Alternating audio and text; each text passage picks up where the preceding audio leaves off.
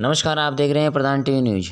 गत वर्षों की भांति इस बार भी डॉक्टर BR अम्बेडकर समाज कल्याण समिति रुड़की हरिद्वार के सौजन्य एवं रुड़की नगर वासियों के सहयोग से रुड़की शहर में संविधान निर्माता बाबा साहेब डॉक्टर भीमराव अम्बेडकर की 133वां जन्मोत्सव समारोह दिनांक 14 अप्रैल 2024 को हर्षोल्लास के साथ मनाया गया। कार्यक्रम संचालक महामंत्री तिलकराम, अध्यक्ष शोभा, अध्यक्ष सोमपाल, कोषाध्यक्ष अनिल कुमार नोटियाल। प्रधान टीवी न्यूज के रिपोर्टर प्रीतम सिंह की खास रिपोर्ट। डिग्री प्राप्त नहीं कर सका, बाबा साहब की डिग्री प्राप्त करने का मतलब ये थोड़ा ही था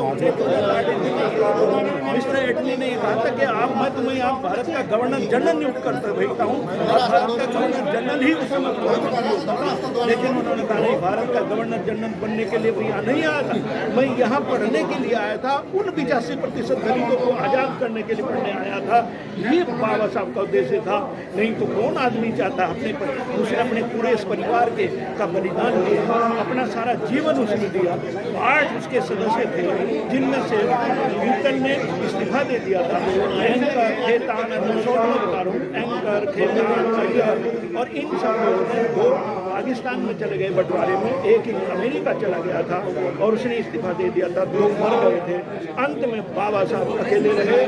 2 साल 11 महीने 18 महीने पढ़ाया जाता बाबा साहब के संविधान का जिसका मूल उद्देश्य है। बाबा साहब को 17 साल लगे संविधान लिखने में, जो कि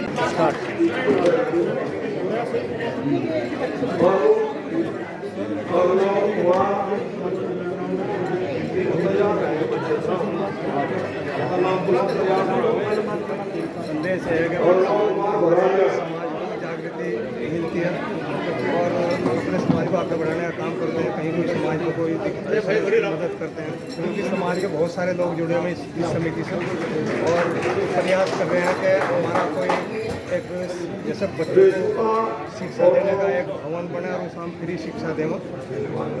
इसलिए भी हमारे बहुत से लोग बहुत से जो रिटायर हो गए वो तैयार हैं।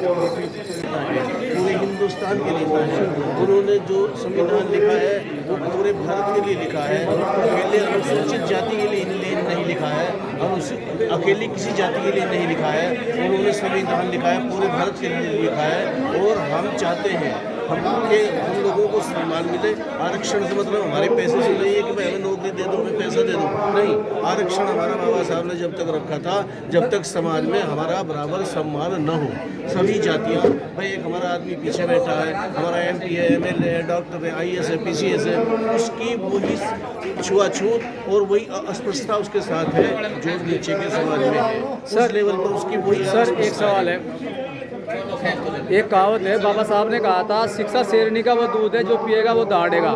जी, ये थोड़ा समझाइए। बाबा साहब ने ये इसलिए कहा था, ये स्लोगन, कि शिक्षा अगर आपके पास होगी, हर समस्या का समाधान आप कर लेंगे, हर आदमी को सेटिस्फाई आप कर लेंगे, हर एक अपने संघर्ष को झेल लेंगे।